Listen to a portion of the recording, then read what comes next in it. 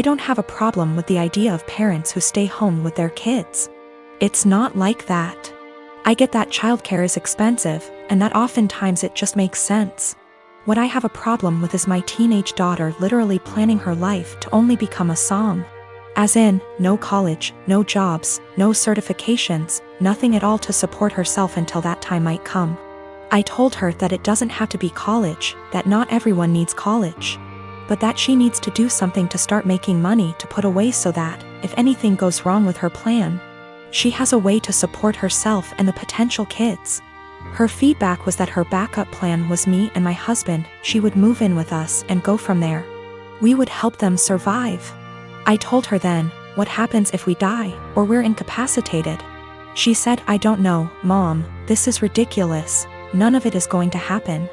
I told her bluntly that I don't want her becoming Nancy Botwin 2.0, that if something happens, she needs to have a backup plan and something behind her other than relying on other people. I emphasize that again, it does not need to be college.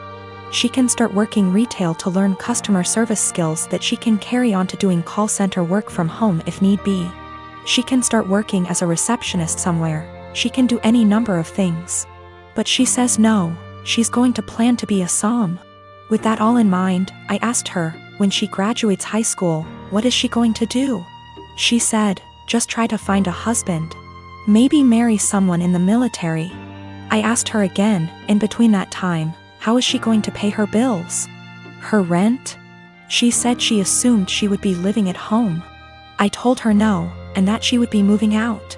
She could live at home if she gets a job or tries to get some kind of community college degree or certification. But that if she insists on being a deadbeat loser and waiting for a man to come and rescue her, she's on her own. This didn't go over well, and I am now being held up as totally unreasonable, mean, etc. I don't think I'm wrong at all. I want to set her up for a lifetime of success and happiness. If this wonderful man who comes and whisks her away, knocks her up, etc., gets injured or dies, I don't want to have her come knocking at our door because she can't afford to take care of herself. Now both of my kids, 16-year-old son and 9-year-old daughter, and my ex are extremely mad at me because I won't give up my appointed time with them. My son won't even talk to me and my daughter is crying all the time. Me and my ex divorced shortly after my daughter was born. I blame him for it and he blames me. I won't go into detail here. We ended up with a 50/50 custody agreement switching every other week. While this was 8 years ago, we're still not on good terms. We rarely ever talk to each other outside of the kids, and I'm perfectly fine with that. One thing we have agreed on since the beginning though is that we don't plan things on days that aren't ours. And unless it's extremely important, we don't switch days or weeks.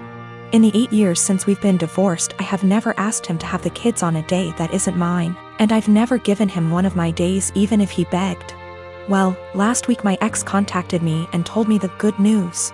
His parents are hosting a week-long family reunion in the summer at Disneyland and he wants to take the kids. Well, the problem is that it's on one of my weeks.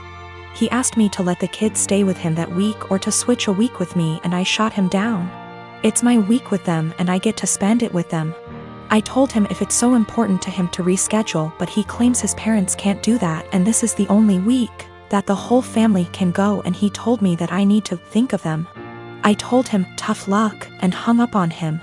Well, this last Sunday when my ex dropped the kids off with me, my son refused to talk to me at all and my daughter wouldn't even look at me. When I asked my ex what was wrong, he refused to talk to me, only saying ask them in a snarky tone before leaving. When I asked my daughter what was wrong, she burst into tears and said that I was not letting daddy take them to Disneyland. Asking my son, who still refuses to talk to me.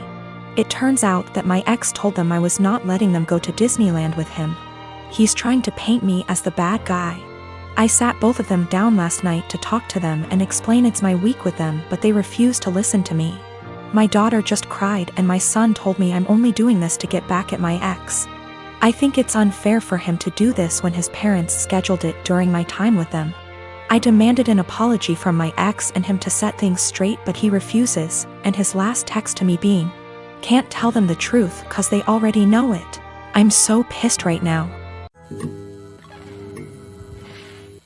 I am a high school math teacher, and we were creating a schedule for next year and divvying up workloads. I noticed I got almost 50% of the test creation and had 2 plannings missing from my schedule next year, for every one for the other 6 women in my department. There are 8 of us. My department head assigned herself nothing as she is managing and needs every prep. But that's another quibble. I am not the newest and in fact have seniority some of these women, but I'm also not the most experienced, so it's not like these are struggling new teachers who need help. So, I asked why it was divided this way. I was told, well, Ms. Millie is pregnant and the rest of us have families. If you have to stay late, it's no big deal. I can go to my principal and deal with it that way. What they've done actually breaks the union contract. But I really was offended by this. I tried to explain my offense, and they literally stared at me gobsmacked. I actually want to know how to discuss this with them. These are all women who I have previously gotten along with and liked. When the last one, Ms. Millie, got pregnant this year, there have been some conflicts. She is in my grade level. And they made me take on some of her work basically because she had some complications. This I did, but I think planning for me to do more is very different than an emergent health issue. As well as some uncomfortable situations for me, having to participate and buy stuff for her baby shower. When I'm not really into those things, but I did so to not cause waves. A lot of people have advised go to the union, go to the principal, and I absolutely will if necessary.